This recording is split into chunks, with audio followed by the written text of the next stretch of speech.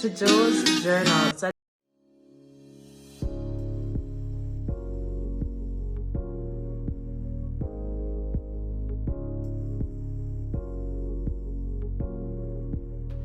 just want to say to everyone, thank you for being a part of my journey here on YouTube. I said prior to this video that I would have been consistent. I'm trying to be consistent, but life has been lifing. All right. So for those of you who do not know, I am currently a BSN nursing student. Trying to get my bachelor's degree, trying to finish up to get my bachelor's degree so I can go into the world of work and start working as a RN. And so it has been very pressuring. Not sure if I can do a day in the life off, because listen, it is very pressuring, very tiring. But I will try my endeavor best, not a promise, but I'll try to do a day in the life off, of what I do on a daily basis as a nursing student. All right, so guys, I just wanted to share something really short with you guys on this platform. No, I consider it a privilege that the Lord has allowed me, to have, where I was able to attend a public speaking workshop where I was certified. Your girl is a certified public speaker, meaning I can be a motivational speaker, transformational speaker, health and wellness speaker, whatever topic that I choose, to govern whatever it is that I'm gonna say. I can do that. No, your girl is certified, okay? Certified. And so while being at this workshop, there was a lot of persons there, a lot of us, and we had a rap session with our coach. And while we were there talking with our coach and voicing our opinions and being very vulnerable in that space, one of the stuff that stood out to us was stood out in the room was rejection. Many of us went through rejection. Many of us rejected, if it's not by the church, was by family members, by friends, whatever. Many of us, we have gone through rejection. And I know that many of us, not just those of us who are in the room, but many of you on my YouTube channel, many of you on Facebook, if this video makes it to Facebook, or even on IG, you have been rejected. You know what rejection feels like. You know what it feels like to be torn down, to be cast aside. You know what it feels like to feel left out, or to be literally left out, And one of my coaches, she was there, she was talking to us, and she said, listen, I want to do an exercise with you. And she said, listen to me. I want you guys to give rejection a name. And she gave rejection a name. And while she was there, she said something so profound. She said, look at rejection as a person. Look at rejection as a person. You understand? And she said, rejection knows who you are. That's why rejection attacks you. Rejection knows who you are. That's why rejection attacks you. I've never looked at it from that point of view up until the 30th of March. All my life, I wondered why I was rejected, why I felt rejection, why I felt rejected by the people in my life. I wondered why, rejection always ran after me. Was that because rejection knew who I am? Rejection knew the grace that God has placed on my life. Rejection knew the anointing that God has placed on my life. Rejection knew how talented I am. And so in order for me to not become who God has called me to be, rejection started to attack me. We have a saying here in Jamaica where them say, them not throw a stone off an empty tree. People don't pick on you if you don't have anything to offer. And sometimes the very thing that rejection is attacking, there lies your strongest point. I remember growing up, I felt so isolated. I wasn't a talkative person. I was just very quiet. I didn't want to talk to people, and I didn't know why. I just felt rejected. My skin color was a problem. Listen, I can share my story with you guys. I remember I was about 15, 16. I was going to high school, and girl did a very little, And I remember having my little friend there. Excuse me, my friend had like a self-esteem issue. And so that friend began to project that issue on me. And I felt so low in myself. I felt so ugly. I went to an haberdashery, you can call it like a drugstore, corner store. And I bought a bottle of Idol. And I started to rub it on my skin. Rub it here, rub it there, rub it everywhere. Because I wanted to get a lighter skin complexion, because somebody else was projecting their level of low self-esteem and rejection onto me, and I didn't know. I began to rub my skin with the Idol. I bought the soap. I buy one gel. I don't even remember. I think it's a blue bottle. I think it's like this or something like this. I can't remember. A little tube thingy. I was buying all of these things, have them. I was on the choir. I was, in the youth group. And no one knew that I was suffering from low self-esteem. All because somebody else had tried to project their low self-esteem or their ideology on who I should be. How I should look. And so it caused me to feel very, very rejected, even in relationships. I felt rejected in the church because I was so different. I had a lot of ideas. I felt so rejected. Year after year, I felt rejected. And it was Saturday, March the 30th. I said, no more rejection. I said, rejection, you will not get the best of me anymore. I am done with rejection. When my coach said to us in that room, she said to us, rejection knows who you are. That's why rejection attacks you.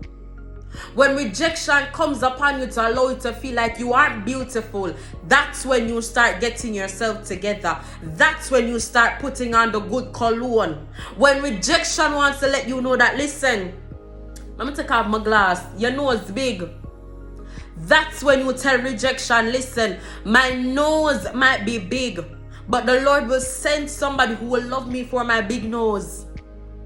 I remember my aunt said something once, because she also had the issue with persons bothered her with her nose.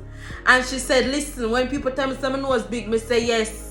My nose big so you can see me from far. So when you walk or come, you won't lose the location of me. You will be able to find me by my big nose. And I laughed when she said it. But now as a grown adult, I am now understanding what she was saying. She told rejection, listen, if you are going to criticize me for the big nose that I have, I am going to love this big nose. And I'm going to change around that story. So instead of you calling me big nose, you are going to look at me and say, boy, she pretty, even with the big nose. Even with the big nose. So I want to encourage somebody today. Rejection will not be your portion. Rejection knows who you are. That is the reason why you have been attacked for years. That is the reason why you have been criticized, mocked, and ridiculed and put under. Because rejection knows what God has in store for you. Rejection knows the plans that God has for you. Rejection knows where God is going to take you. Rejection knows all these things. And rejection says, listen, if I can just attack this person and cause this person to have low self-esteem, cause this person to be depressed, cause this person to have suicidal thoughts, and I have already won. If I can just cause this person to give up on their God-given gifts, then I have already won. David was rejected by Saul. And David still rose. Because David told rejection, you will not keep me down. You will not keep me down. So I encourage you today. Tell depression, your time is up. Tell rejection, your time is up. Tell suicidal thoughts and anxiety, your time is up. Tell low self-esteem a time for you pack up your barrel and go on about your business. Yeah. Joel was never this type of person.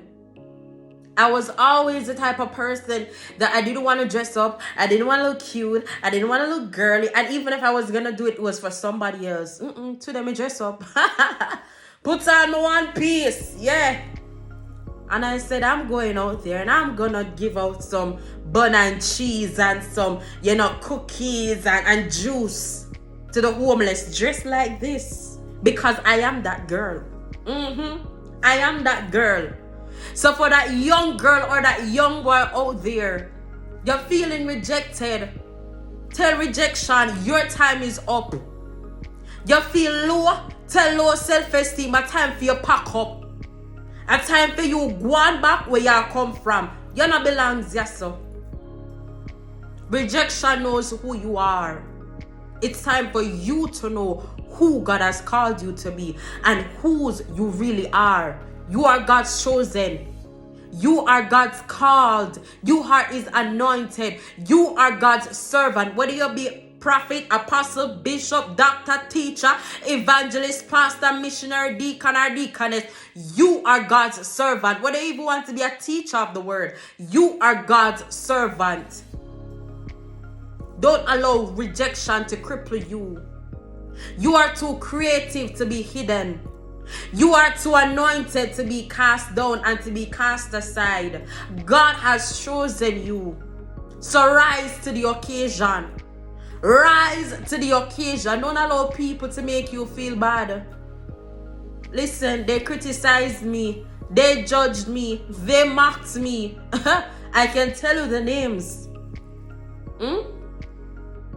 People who don't know me from nowhere. They classed me the wickedest way. Why?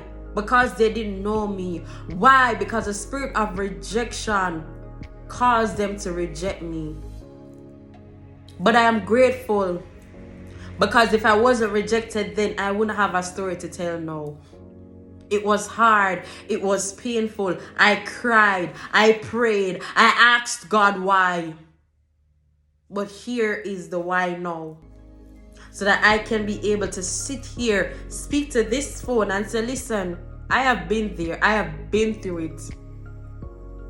Don't let the rejection win. Don't let depression win. Don't let anxiety win. I don't care who want to work witchcraft. I know about witchcraft.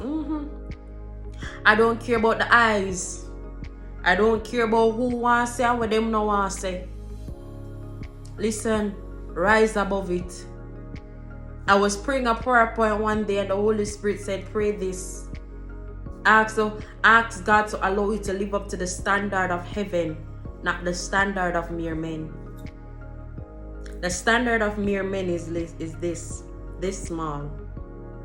Standard of God is higher than the sky, higher than the roof. Live up to the standard of God.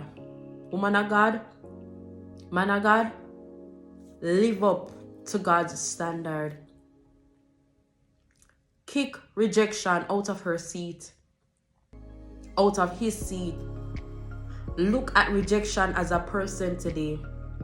If you have to take up a mirror, take up the mirror and speak life to yourself. Tell rejection, enough is enough. You have lived here for too long. You have been in my life for too long. For years, I felt like I wouldn't get married. For years, I felt like I wasn't called and chosen because I felt rejected. But can I tell you, on this day, the 1st of April 2024, I prophesy I'm going to get married. I am going to be somebody. I am somebody's wife already. I can't. Listen.